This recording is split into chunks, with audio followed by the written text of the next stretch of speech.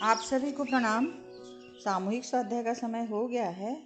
आप सभी शांत चित्त होकर बैठें, दोनों हाथ गोदी में, आंखें बंद। गायत्री महामंत्र हमारे साथ बोलेंगे। ओम भूर्भुवः स्वः तत्सवितुर्वरेण्यं भर्गो देवस्य धीमहि धियो यो नः प्रचोदयात्। हमारा युग निर्माण संकल्प। भगवान को शरीर को भगवान का मंदिर समझकर आत्म संयम और निमित्ता के द्वारा आरोग्य की रक्षा करेंगे। परम पूज्य गुरुदेव और वंदनीय माता जी के सूक्ष्म उपस्थिति में आज का स्वाध्याय। आज के स्वाध्याय में हम कल की बात को ही आगे लेंगे। गुरुदेव लिखते हैं कि कुछ व्यक्तियों की सलाह पर मंत्र शक्ति को आजमाया गया और कुछ ही दिन के मंत्रोपचार से उंगलियां ठीक हो गई। इस घटना का उल्लेख तत्कालीन समय की प्रमुख चिकित्सा पत्रिका achievements of physical medicine and rehabilitation में छपा था। ऐसी ही एक घटना दिसंबर 1967 की कादम्बरी पत्रिका में छपी थी, जिसमें मंत्रोच्चार द्वारा पीलिया रोग निवारण की एक प्रत्यक्ष घटना की चर्चा की गई थी। गांव में कुत्ते और सांप के विष को मंत्र के द्वारा ही निर्विष कर दुर्भाग्यग्रस्त व्यक्ति का उपचार किया जाता था। योग वशिष्ठ में मंत्र की चिकित्सा शक्ति पर प्रकाश डालते हुए लिखा गया है कि जैसे हर्रा खाने से पाचन संस्थान में तीव्र गति होती है और दस्त लग जाते हैं, उसी प्रकार दृढ़ भावना से युक्त य र ल व आदि मंत्र के अक्षर शरीर पर असर डालते हैं। अश्विनी कुमार के भेषज तंत्र में मंत्र शक्ति का उपयोग उपचार क्षेत्र में किए जाने का उल्लेख मिलता है। इसमें 4 प्रकार के भेषज बताए गए हैं: पौनेकस, जलोकस, वनोकस और शाब्दिक। शाब्दिक भेषज से तात्पर्य है मंत्रोच्चार द्वारा लयबद्ध गायन। जहां आयुर्वेद के प्रमुख ग्रंथ चरक संहिता, सुश्रुत संहिता में विभिन्न प्रकार के रोगों के उपचार के लिए मंत्रोपचार की चर्चा की गई है, वहीं सामवेद की ऋचाओं के गायन का महत्व स्वास्थ्य लाभ के लिए बताया गया है। मंत्र की इसी शक्ति के प्रयोग तंत्र शास्त्र में कृत्याघात जैसे प्रयोगों के लिए किए जाते हैं, पर यहाँ उपचार संबंधी भूल न सिर्फ वांछित मनोरथ प्राप्ति से प्रयोक्ता को वंचित कर देती है, वरन उसका दुष्परिणाम उसे भुगतना पड़ता है। एक पौराणिक कथा है कि त्वष्टा में मंत्रोच्चार में एक स्वर की गलती हुई थी और उसका परिणाम विपरीत हो गया।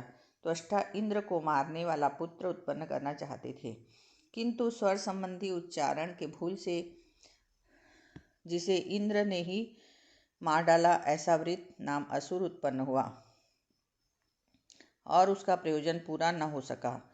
इससे प्रमाणित होता है कि मंत्र शक्ति में कितनी प्रचंड सामर्थ्य विद्यमान है। मनुष्यों की मान्यता है कि सृष्टि के आदि में शब्द उत्पन्न हुआ था और उसकी ध्वनि प्रकार ओंकार जैसा था। इसके बाद अन्य तत्वों की उत्पत्ति हुई और आज के भौतिकवादी की बिग बैंग थ्योरी का ही स्वरूप माना जा सकता है। सृष्टि की परोक्ष सत्ता इसी प्रकार ओंकार से प्रस्फुटित हो प्रत्यक्ष कलेवर धारण करती चली गई। ओंकार ध्वनि शास्त्र का बीज है। उस अकेले को ही इतने प्रवाहों में गाया जाता है कि सातों स्वरों का परिचय उस अकेले से ही प्रादुर्भूत हो सके। हो सकता है मंत्र चिकित्सा संगीत उपचार के अनुसंधान के क्षेत्र में अगले दिनों ऐसे ही प्रयोग चल पड़े और समस्त श्रुति ऋचाओं का बीज मंत्र ओंकार ही विभिन्न सृष्टि लहरियों में प्रयुक्त किया जा सके और मंत्र संगीत चिकित्सा का एक परिपूर्ण ढांचा खड़ा किया जा सके। आज विज्ञान के पास वह सब कुछ है जिसे प्रयोगों की परिणति को, उसकी क्रिया पद्धति को जांचा परखा जा सकता है। समय आ गया है कि स्थूल को शोध क्रमशः सूक्ष्म स्तरों को स्पर्श कर रही है। शब्द शक्ति को चेतना का ईंधन माना गया है और अंदर विद्यमान प्राणाग्नि को प्रज्वलित कर सूक्ष्म क्षमताओं को जगाती है। ऐसे यंत्र भी आने वाले समय में आविष्कृत होंगे जो उन सूक्ष्म कंपनों को पकड़ सकेंगे और जो मंत्रोच्चार और ऋचाओं के गायन की प्रक्रिया में उत्पन्न होते हैं एवं संगीत के द्वारा शरीर के अंगों को चारों ओर के वातावरण में अपना प्रभाव डालते हैं। फिर वे रहस्य भी जाने जा सकेंगे जो अभी तक अविज्ञात हैं। गायत्री साधना संबंधी शंका समाधान। गायत्री उपासना के संदर्भ में कई प्रकार की शंकाएं उठती हैं। इसका प्रयुक्त समाधान न मिलने से जिस द्वारा बताए गए भ्रांत विचारों को ही स्वीकार करना पड़ता है। समय समय पर प्रस्तुत की जाने वाली शंकाओं में से कुछ का समाधान यहाँ प्रस्तुत किया जा रहा है। गायत्री एक है या अनेक। गायत्री महामंत्र एक है। वेद माता भारतीय संस्कृति की जन्मदात्री आद्य शक्ति के नाम से प्रख्यात गायत्री एक ही है। यहाँ संध्या वंदन में प्रयुक्त होती है। यज्ञोपवीत संस्कार के समय गुरु दीक्षा के रूप में उसे ही दिया जाता है, इसलिए उसे गुरु मंत्र भी कहते हैं। अनुष्ठान पुष्चरण इसी आद्यशक्ति के ही होते हैं। यह ब्रह्म विद्या है, ऋतंभरा प्रज्ञा है। सामान्य नित्य उपासना से लेकर विशिष्टतम साधनाएं इसी प्रख्यात गायत्री मंत्र के माध्यम से होती है।